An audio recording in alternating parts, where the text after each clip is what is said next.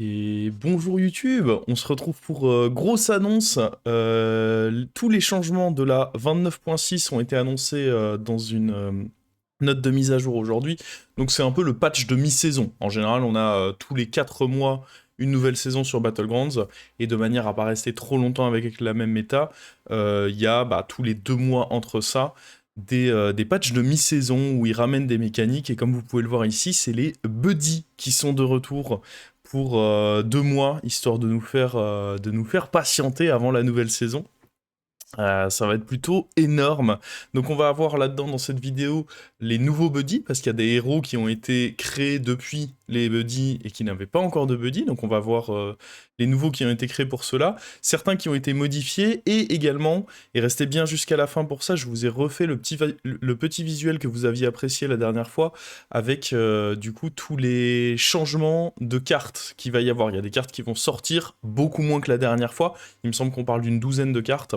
Et je vous ai refait un petit visuel qui récap un peu tout ça et qu'est-ce qui est remplacé par quoi.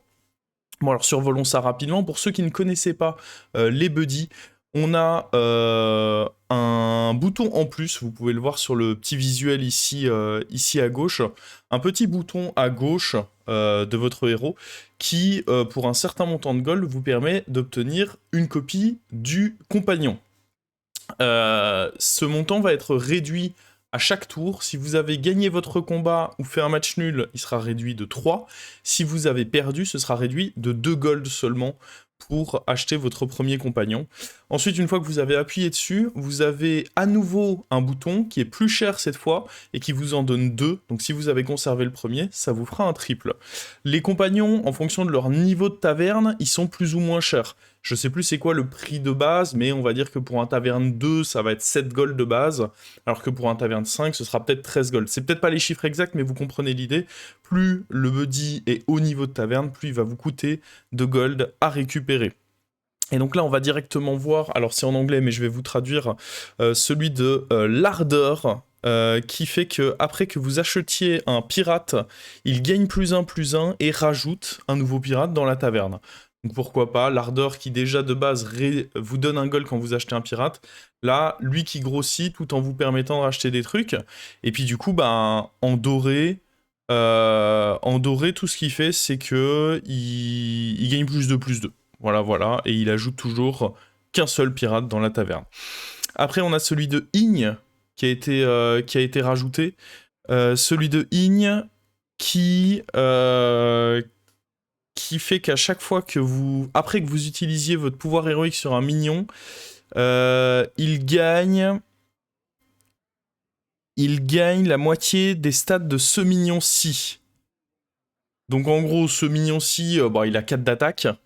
Bon, c'est plus clair en doré. En doré, c'est directement les stats. Je pense que c'était trop fort s'ils avaient fait de base les stats et puis le double, ça le rendait, j'imagine, trop fort. Surtout pour un taverne 3.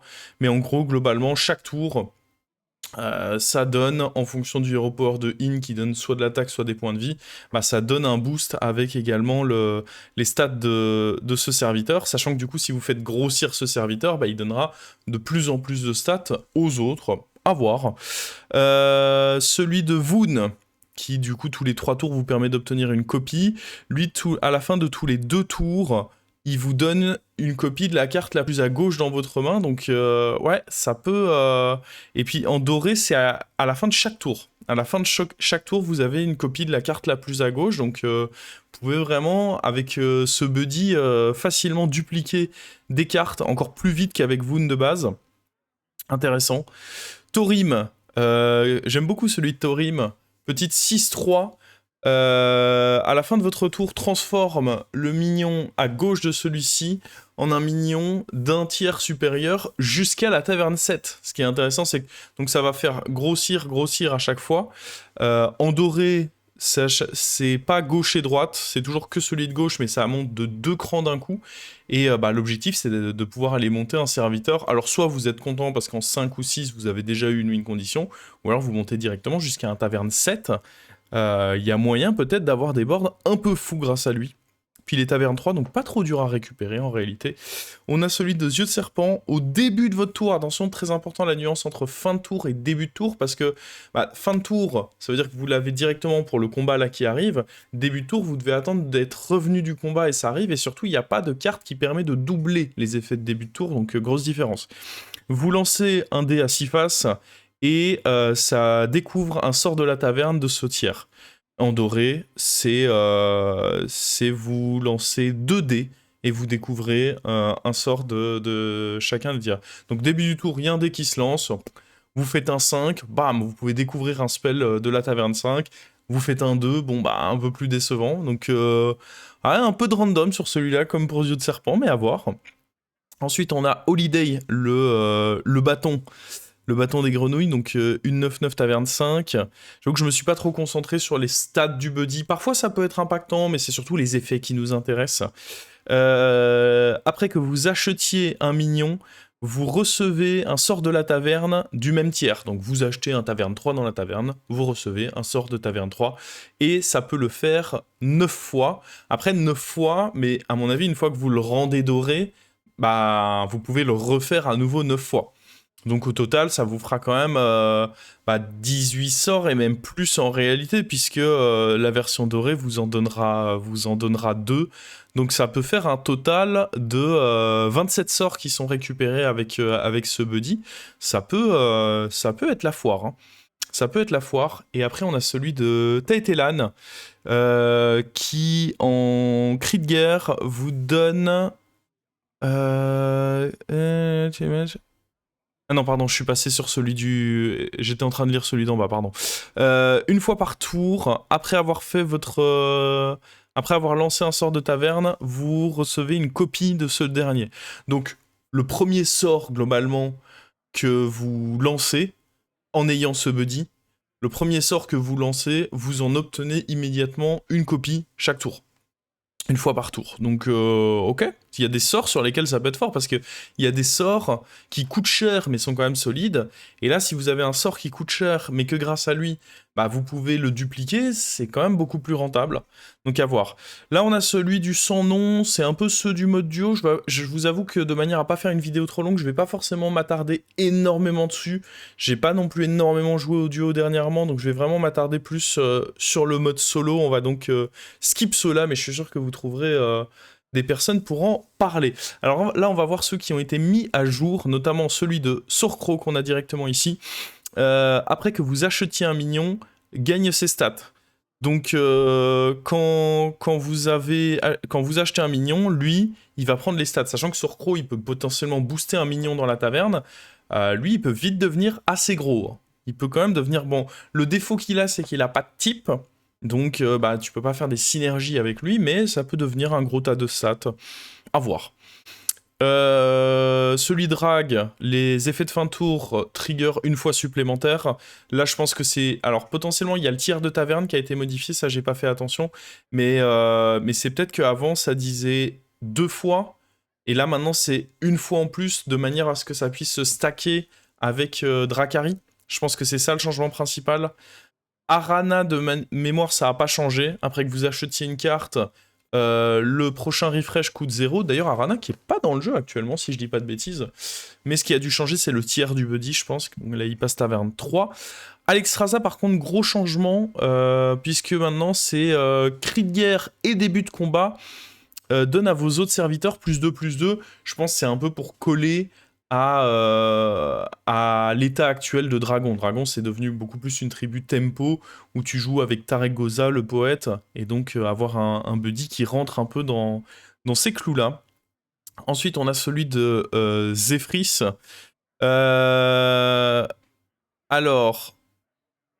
Là, ce qui est important, ce que les devs précisent, c'est que c'est principalement un changement pour que le texte soit plus clair, moins confus pour certains joueurs.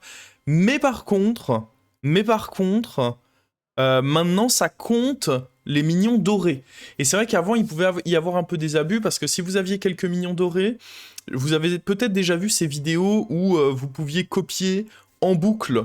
Vous pouviez faire des créatures en boucle en déclenchant le cri de guerre de Firez, grâce notamment à la sorcellerie Naga Dragon, qui déclenche un cri de guerre, et du coup faire une boucle infinie, où à chaque fois, bah, avec Bran, vous générez le dragon Naga, plus la carte qui vous intéresse, vous revendez le dragon Naga, vous revendez le cri de guerre qui vous intéresse, et vous faisiez des boucles comme ça, infinies. Maintenant, ça compte aussi les minions gold, donc il y a moins moyen de faire des boucles, enfin c'est plus possible en fait de faire des boucles infinies, puisque vous allez parfois récupérer des exemplaires de Bran doré par exemple, qui du coup vous donnera un Bran en main mais qui ne vous intéresse pas parce que vous avez déjà Bran doré. Je pense que c'est principalement pour ça qu'ils ont effectué ce changement. Celui d'AFK, il a peut-être, je crois qu'il a juste baissé d'un niveau de taverne, mais sinon pas de changement de texte. Celui des gemmes, j'ai oublié son nom, mais je pense que vous voyez, Noir Épine, voilà.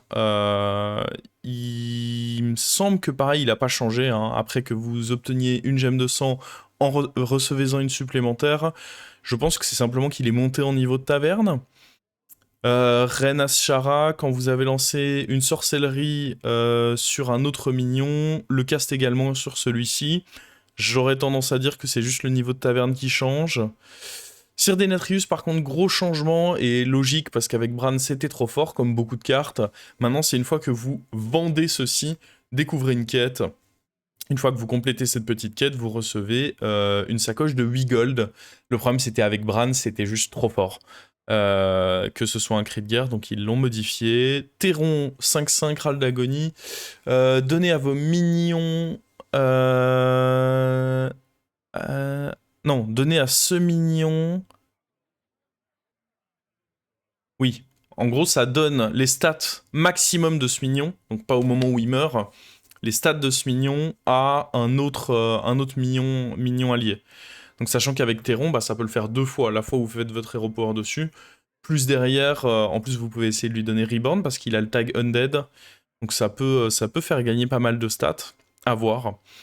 La reine Wactoggle, Sir Ren, qui en début de combat, si vous contrôlez 4 minions avec... Ok, donc c'est très différent. Avant, ça vous donnait de l'or. Là, maintenant, si vous avez 4 minions de types différents, celui-ci gagne la plus haute attaque et les plus hauts PV de votre board. Mais il n'a pas de type lui-même, donc ça me semble un peu décevant, mais bon. Toujours est-il que voici la nouvelle version du Buddy. Carniflore, 5-5 cri de guerre, recevez un minion cri de guerre aléatoire. Ok, je trouve que ça colle déjà un peu plus, par contre il est quand même taverne 5, mais vous pouvez potentiellement essayer de le déclencher pour avoir plein de cris de guerre. Ça peut être sympa. Celui d'Ioxaron, gros changement que j'aime beaucoup. Alors déjà maintenant, c'est au début de chaque tour, maintenant il ne faut plus le vendre, c'est au début de chaque tour, tant que vous le gardez, lancez la roue. Donc c'est quand même beaucoup plus intéressant parce que vous pouvez avoir plusieurs lancers de roue. Et certains effets ont été changés.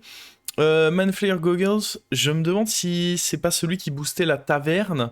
Et maintenant c'est lance 4 sorts de la taverne aléatoire. Faudrait voir exactement ce que ça remplace, mais il me semble que c'est les boosts de taverne. Celui qui caste les pyros, maintenant ça donne plus 10, jusqu'à ce qu'il y en ait un qui touche c'est vrai que je crois qu'avant c'était plus 4, et en vrai ça avait quasiment aucun impact. Plus 10, c'est très peu probable que ça arrive, c'est le moins probable, les pyros. Mais plus 10, jusqu'à ce que ça touche votre héros ou le barman, ça peut donner des gros boosts. Hein. Et après, Curse of Flesh, True Friendly Minion, Gain the Stats. Ça je pense que c'était le truc qui faisait un shuffle de toutes les stats de votre board et qui pouvait très souvent jouer contre vous. Et en gros, ils l'ont modifié et c'est juste, tu peux juste monter tes minions. Il y a 2 minions qui vont gagner en plus les stats de 2 autres minions aléatoires du board. Mais ça peut juste faire du plus, pas sur tout le board. Sur vos 7 serviteurs, il y en a 2 qui vont gagner les stats de 2 autres serviteurs. Mais ça évite en fait que vous ayez, on a tous eu ce cas où vous avez un cleave 100-100 et bam, le cleave 100-1 il devient 7-7 et ça ruine votre partie. L'objectif c'est pas que vous ayez un buddy qui va ruiner vos parties, donc ils l'ont modifié. Celui de Daryl, ah oui, ça fait quand vous vendez un minion, Lui, il gagne plus un, mais il peut être revendu. En fait, avant, il gagnait juste plus un. Et le truc, c'est que bah, il n'y avait pas d'intérêt à en faire quelque chose ensuite. Là, maintenant, il gagne plus un. Et une fois que vous revendez Asher, le buddy, tous ces boosts plus un sont redéversés sur le board comme les chapeaux de Daryl. Donc ça, je trouve ça intéressant comme changement. C'est un petit boost sympa.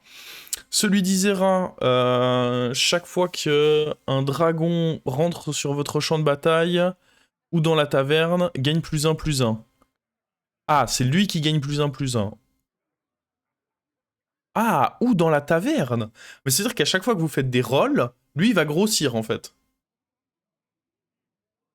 Chaque fois que vous faites des rolls, s'il y a un dragon, vous avez forcément un dragon parce que vous jouez Isera, et plus il y en aura peut-être d'autres de votre roll, et il va grossir à chaque fois. Ok, c'est marrant. Ensuite, on a celui de Maligos. Ah oui, le changement, c'est que ça peut se faire sur des cartes. Donc, vous pouvez également le faire sur les sorts et pas que sur les serviteurs. Ensuite, Lord Baroff, qui n'a pas changé, mais comme il précise, le changement inclut du coup les Tavern Coins, donc le sort de la taverne, de la taverne 1 qui vous donne une pièce. Rakanichu, pareil, petit changement avec son buddy. Plutôt que de donner de manière aléatoire à la fin du tour, vous recevez 2 lanternes, donc c'est le sort littéralement de la taverne 2. Qui vous permettent de donner à un minion des stats. Donc vous les recevez dans votre main et ça vous permet de vous les placer un peu comme vous voulez ailleurs. C'est un effet de fin de tour, donc potentiellement vous pouvez en recevoir plein. Je pense pas que ça le rende extraordinaire, mais au moins c'est déjà un peu moins nul. Ticatus, c'est juste un changement pour la clarté du texte, mais globalement, quand vous vendez ce buddy, vous découvrez un prix de sombre lune du tiers suivant. Vol'jin, qui lui a pas mal changé par contre. Les serviteurs qui sont ciblés par votre pouvoir héroïque échangent également leur point de vie. Le pouvoir héroïque de Vol'jin, ça échange, ça cumule l'attaque de 2 serviteurs. Bah là, ça fait également les points de vie tant que vous avez le buddy sur le board, donc vous pouvez cumuler attaque plus PV. Ça peut être fort. La liche, c'est un peu comme le serviteur taverne 2, le démon, le rewinder qui va vous permettre de, chaque fois que votre héros subit des dégâts, les refresh, de manière à ce que vous arrêtiez de vous tuer avec la liche, et il gagne des stats en fonction du nombre de dégâts qu'il a pris. Voilà. Donc si vous faites avec votre pouvoir, c'est +2/+2. Si vous le faites avec le sort qui coûte 3 gold dans la taverne, c'est +3/+3 et des trucs comme ça. Eldemort, Sinestra. Quand un minion allié gagne de l'attaque pendant ce combat, lui donne +1 point de vie de manière permanente. Ok, c'est très différent de la version précédente. Donc chaque fois qu'un minion gagne en attaque, donc typiquement avec votre pouvoir héroïque, mais potentiellement avec d'autres effets qui pourraient arriver en fonction de la tribu que vous jouez, vous gagnez également des points de vie sur votre board. C'est bien, ça permet de compenser un peu le côté d'Eldemort où ça gagne que de l'attaque. Et vous avez des points de vie en plus. Et après, enfin, celui de Grisebranche. À chaque fois qu'un minion taunt est attaqué, donne à vos minions +1 d'attaque de manière permanente. Oh! Ça fait un peu penser à l'arbre d'ailleurs qui a été rajouté en Taverne 5, qui quand il subit des dégâts booste tout le monde. Là, à chaque fois que vous avez un taunt qui est attaqué, +1 d'attaque pour tout le monde, ça peut vite distribuer. Mais à nouveau, il n'a pas de type de serviteur, donc pas trop de synergie possible. Bon, on nous informe également que ETC revient dans le jeu. Ça, c'est cool, il nous avait quand même bien manqué. Puis, ça aurait été bizarre que pour une annonce sur les buddies, il ne nous le ramène pas. Le conservateur qui va être ban dans les lobbies démons, tout simplement parce que maintenant, Cultiste Sarah, qui est la carte démon de la taverne 6, qui est en râle d'agonie, ramène le premier démon qui est mort pendant ce combat, réinvoque désormais avec les vénimosités. Et du coup, avec conservateur, ce serait trop fort. Ce serait trop fort parce que vous pouvez vous retrouver à faire des Stara qui ramènent plein de vénimosité reborn et ça fait des boards imbattables. Donc pour prévenir ces abus, ils le bannent dans les lobbies démons. Ensuite, on a des updates sur certains héros. Alexstrasza, Reine des Dragons, maintenant c'est un passif au début de votre tour, découvrez un dragon, et se débloque au tier 4. Donc il n'y a plus besoin d'aller jusqu'au tier 5 avec Alexstrasza. La récompense, elle est moins directe, parce que une fois que vous passez tier 4, il ne se passe rien. Ensuite, au début du prochain tour, vous recevez un dragon, et il faut au moins 2 tours, du coup, pour que ça revienne à peu près. Mais par contre, l'avantage, c'est que tous les tours, vous découvrez un dragon. Et vu que c'est pas taverne 5, mais taverne 4, d'un côté, vous l'obtenez un peu plus tôt. Par contre, vu que c'est une découverte, je pense que ça pourra pas faire comme avec Alexstrasza. Alexstrasza, vous pouviez récupérer des dragons de taverne 6, même si vous étiez taverne 5. Là, je pense que ce ne sera pas le cas. Vous découvrirez un dragon, mais ce sera au maximum votre niveau de taverne. Donc si vous voulez, après, au début du prochain tour, essayer de découvrir des dragons de taverne 5 ou 6, il faudra monter en niveau de taverne. Mais j'aime beaucoup ce changement, ça peut être intéressant. Et pareil, Taetelan, il le change, en même temps, il fallait, hein. Il fallait, le pauvre Taetelan, il était devenu injouable. Et maintenant, c'est tous les... Oh! Donc, au lieu d'être tous les 3 sorts que vous achetez, c'est tous les 4 sorts. Le sort coûte 0. Et ça peut être fort, parce qu'il y a quand même certains sorts qui sont big dans le jeu. Donc vous pouvez faire en sorte d'acheter des petits sorts pas trop chers, à 1 ou 2 gold, et puis garder votre pouvoir héroïque pour le moment où vous allez avoir un sort de la taverne 5, par exemple, qui coûte 5 ou 6, et bam, faire un gros discount dessus. Ça peut être très intéressant. Notamment avec le buddy qui derrière copie le premier sort que vous jouez, il y a peut-être moyen de faire des choses sympas, le héros qui redevient peut-être jouable. Et pareil, Rakanishu... When gold get a light legend game... Ok, là où ça peut vite fait être intéressant avec Rakanishu, donc au lieu d'être directement un pouvoir héroïque qui cible, ça vous donne une lanterne, donc le sort de la taverne 2 qui fait exactement la même chose que le pouvoir de Rakanishu. Je vois 2 avantages à ça. Un, vous pouvez le garder en main et l'utiliser peut-être le tour d'après, vous aurez monté de niveau de taverne et du coup il sera plus fort. Premier intérêt que je vois à ça. Deuxième intérêt, c'est que vous lancez des sorts et bah, il peut y avoir des choses, par exemple pour... jouer avec Nala ou des trucs comme ça, le fait de tous les tours tu récupères un sort qui est pas mauvais avec ton pouvoir héroïque, c'est un peu mieux. Est-ce que ça rend le héros super fort? Je ne sais pas. À voir, parce que entre ça, plus son buddy qui en donne plein, si tu joues avec Nala, bah, ça fait une génération de sorts qui, certes, c'est pas les sorts de l'année, mais ça donne des stats, et en plus de ça, encore des stats avec Nala ou d'autres cartes qui bénéficieraient du fait de jouer des sorts. Et ensuite, là, on passe à l'update des serviteurs. Et là, ils vous ont fait une liste. Ils aiment bien faire ça, petite liste des cartes qui sont retirées du jeu. Mais j'ai fait mieux que ça. J'ai fait mieux que ça pour vous. Je vous ai fait, paf, un petit visuel pour que vous voyez directement les cartes qui ont été retirées du jeu et les nouvelles cartes qui sont là pour les remplacer. Donc on a le disciple sans visage qui est retiré, probablement trop random à leur goût, et qui va être remplacé par Baren's Brawler. Donc là, j'ai que la version en anglais. Cri de guerre, vous recevez un minion Râle d'agonie aléatoire. Donc voilà, c'est du 2 en 1, hein, c'est comme un token, pourquoi pas. L'explorateur des récifs, qui va être enlevé du jeu, et qui est remplacé par une neutre de taverne 5, Râle d'agonie, vous recevez un cri de guerre aléatoire, donc un peu l'inverse de celle d'avant. L'avantage, c'est que ça peut vous en donner tous les tours, donc de quoi générer peut-être des cris de guerre à l'infini. Donc un peu les 2 cartes opposées. La chimère qui nous quitte, en même temps, elle était un petit peu trop forte, et il remplace ça par un minion de taverne 6,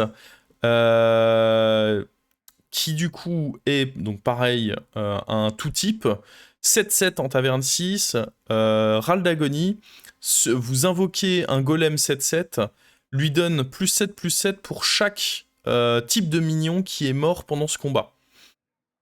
À voir, ça peut faire un bon tempo, je m'attends pas à ce que ça invoque une dinguerie, parce que vous allez pas avoir un million de types qui meurent pendant un combat. Donc à voir en vrai ce qu'il y a moyen de faire avec cette carte. Je pense qu'elle est intéressante en tempo, et il n'y aura pas le scaling abusé qu'une phalange pouvait représenter, sauf si je rate peut-être quelque chose. Ensuite, on a le siffleur vengeur qui est retiré. la sorcellerie de la taverne 3, et le retour de la sorcellerie qui donne camouflage. Attention, celle-là, elle est parfois redoutable, hein. Combinée avec bête ou des trucs comme ça, mais ça vous permet aussi d'avoir une sorcellerie en plus pour cibler des serviteurs. Le problème, c'est que le siffleur, ça ciblait pas, et du coup, il y avait certaines synergies qui étaient un peu entachées par ça. Donc ça, c'est les premiers changements qu'on a. Ensuite, on a, aïe aïe aïe, Ollier Chanson, le chrono-capitaine, qui est retiré du jeu pour être remplacé par un pirate. Donc pas de dragon pirate, juste un pirate qui, en cri de guerre, donne à vos autres pirates plus 3 points de vie. Ok, le truc c'est que les pirates, ils ont déjà des points de vie. Maintenant, ce qui est dur, c'est de leur donner de l'attaque aux pirates. Après, ça peut être assez fort en tempo malgré tout. Il retire Long John. Je pense que le problème de Long John, c'est que quand tu le récupérais trop tôt, ça pouvait vraiment être méga fort. Et il retire également la carapace dorée pour les bêtes. Et je les ai un peu rassemblés en un même, puisque à la place, ils mettent un pirate bête, le primate, j'aime beaucoup le jeu de mots, qui, après qu'un râle d'agonie allié meurt, vous gagnez un gold pour le prochain tour. Donc c'est pas une pièce d'or dans votre main, c'est un gold, mais que vous devez impérativement utiliser sur votre tour.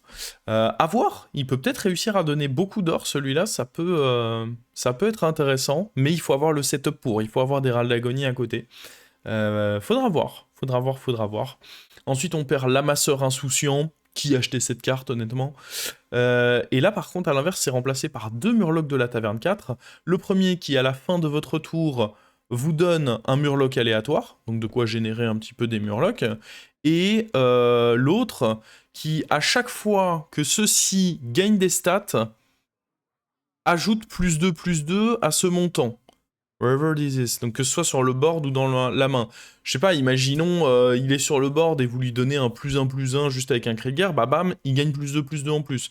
Il gagne un bonus avec un bagargouille qui fait un boost, bam, il gagne en plus. Il gagne un boost dans votre main, bam, il regagne +2/+2 en plus. Donc il a la possibilité de devenir quand même sacrément gros. Notamment, en fait, là où c'est fort, peu importe où il est, c'est que si vous le boostez dans votre main, puis que sur le board, il gagne également des boosts à travers d'autres manières, bah, il continue de grossir. Ça peut être sacrément sympa comme carte, ça. Bon, elle démarre en 2-2, donc il faut le setup pour, mais ça a moyen de bien grossir. Et après, on a du coup les derniers changements. Marchand du bazar, qui est enlevé du jeu et qui est remplacé par la percussionniste. Je pense que les deux peuvent pas coexister, sinon bah t'as un peu trop de cartes pour démon. Mais là où j'aime bien le fait qu'ils mettent percussionniste, c'est que Marchand du Bazar c'est une bonne carte, mais tu peux très difficilement la prendre si t'as pas acheté le démon qui fait que tu prends plus de dégâts. Et le problème, c'est qu'en début de partie, t'as pas trop envie d'acheter ce démon parce qu'il est un peu faible. Donc souvent, tu prends ton Marchand du Bazar, et puis si tu trouves pas le petit, t'es un peu dans la sauce. Alors que l'avantage de celle-ci, c'est qu'elle peut potentiellement t'aider à le découvrir, justement, le petit démon, et donc mettre en place les compos démon self-damage, qui sont pas si mauvaises que ça. Les compos démons, ça peut bien grossir, celle où tu t'infliges des dégâts. Le truc, c'est que c'est tellement dur de tout avoir. Il vous faut la carte qui fait que vous ne prenez plus de dégâts, il vous faut le Malkézar pour faire les rolls, ou lui, mais maintenant c'est remplacé par la percussionniste. Il vous faut la carte qui va grossir en taverne, qui va faire grossir vos démons en taverne 5. Donc c'est vraiment, les conditions sont dures. Et donc le fait d'avoir une découverte de démons, ça peut essayer de stabiliser un peu la tribu. Ensuite, Trafiquante de gemmes qui était trop forte ce patch. Trafiquante de gemmes, il y a eu beaucoup d'abus. Le fait de pouvoir déclencher le cri de guerre à l'infini comme ça, ça permettait de faire des boards un petit peu trop puissants, qui va être remplacé du coup par un râle d'agonie. Joue 3 gemmes de sang sur vos Uranes. Donc c'est pas tous les serviteurs, c'est uniquement les Uranes. Et joue 3 gemmes de sang. En vrai, ça peut ne pas être mauvais. Petit râle d'agonie, 3 gemmes de sang, en fonction de la taille, ça peut donner un bon boost à votre board. À voir. Puis là, le travailleur amélioré, alors qui était un méca démon, mais soyons honnêtes, qui le jouait dans les compos démons? Personne de sensé. Qui du coup est remplacé par juste un méca. Qui, en cri de guerre, vous choisissez un mec allié, et vous découvrez un autre mecha à magnétiser dessus. Alors le seul truc dont je ne suis pas sûr, c'est est-ce que vous découvrez un magnétisme parmi le pool qu'on connaît, ou est-ce que vous pouvez découvrir n'importe quel méca du jeu et juste ça le magnétise dessus? J'avoue que ça, je sais pas. Est-ce que si vous êtes en taverne 6, par exemple, vous pouvez découvrir un Reaper et magnétiser un Reaper sur le serviteur? Ou magnétiser un Deflecto, par exemple, sur n'importe quel serviteur? Ça me semblerait fou. Peut-être que c'est juste une carte magnétisme, ce qui semblerait plus logique, mais le texte me semble pas clair. Et enfin, en taverne 6, on a Annihilopod, qui, une fois que vous avez invoqué un serviteur en combat, donnait plus 3 d'attaque, qui est remplacé par Gulakabra. À chaque fois que vous déclenchez un râle d'agonie, il y a pas mal de synergies déclenchées râle d'agonie qui sont apparues, donne à vos minions +2/+2 de manière permanente. Et là, ça rigole pas trop, je trouve. Hein. Je trouve que ça peut quand même être sacrément fort. Là, on est sur une bête qu'on a potentiellement envie de jouer dans notre compo, parce que chaque fois que tu vas déclencher ton râle d'agonie +2/+2 de manière permanente, bah, typiquement avec le poney, hein, encore et toujours lui, mais le poney, en une seule carte, c'est 3 râles d'agonie, donc ça veut dire +6/+6 à plusieurs créatures de manière permanente avec lui. Ça peut donner des compos violentes. Moi j'aime bien. Moi j'aime bien. Alors il y a juste une carte que je n'ai pas revue avec vous et que j'avais pas affiché sur le visuel, c'est le poète. Enfin pas le poète, le ouais, le poétique, je sais plus c'est quoi son nom exact, mais en gros c'est un serviteur neutre qui va réduire le coût de votre pouvoir de buddy. Donc le coût pour obtenir vos prochains compagnons est réduit de 2 quand vous jouez ce serviteur. C'est une petite 2/4 qui est en taverne 2. Je sais pas si vous vous rappelez, elle avait été introduite déjà la dernière fois que les buddies avaient été là. Et donc qui revient dans le jeu. Et écoutez, il me semble qu'on a tout couvert. Hein. Il me semble qu'on a tout couvert. On n'a pas encore la date exacte au moment où je tourne la vidéo de sortie de tout ceci. Mais je pense que ça devrait, comme d'habitude, être dans pas trop longtemps. Et que ça va nous donner des games assez sympas. Sur ce, ciao ciao YouTube. Je sais que ça fait une vidéo un peu longue, mais voilà, on a tout couvert. Des bisous.